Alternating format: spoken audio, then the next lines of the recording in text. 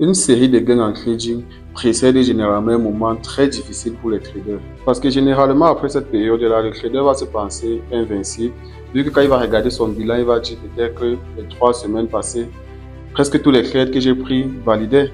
Qu'est-ce qui va se passer maintenant? Si dans son plan de trading, il avait prévu risquer 5% du compte, lorsqu'il va regarder, il va dire que mince, sur tout le mois précédent, par exemple, j'ai pris 40 trades, j'ai validé 35. Ça veut dire que même si je quitte de 5% que je suis en train de risquer à 15, voire même 25%, je vais toujours être rentable, vu l'historique précédent, sans savoir que les résultats antérieurs ne garantissent pas les résultats futurs.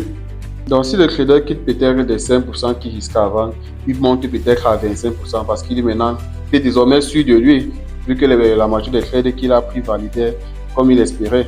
Vous voyez que s'il se met à risquer peut-être 20% du compte comme ça là, et qu'il y a une seule journée qui se passe pas bien, disons la journée là, il prend 2 trades, il paye les 2 trades. Le prochain jour, il ne doit pas dire que non, il redescend à 5%, il va dire que non, il me faut d'abord récupérer ce que j'ai perdu hier. Et si le jour là encore, il prend 2 trades avec 25%, vous voyez que le compte est fini.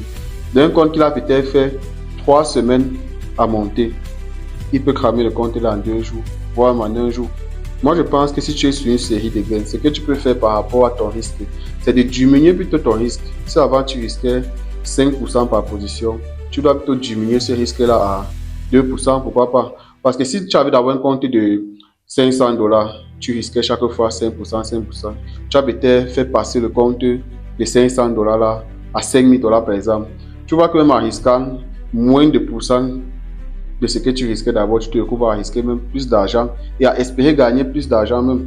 Mais lorsque tu fais un peu de profit directement, tu veux augmenter ton risque là, c'est très dangereux.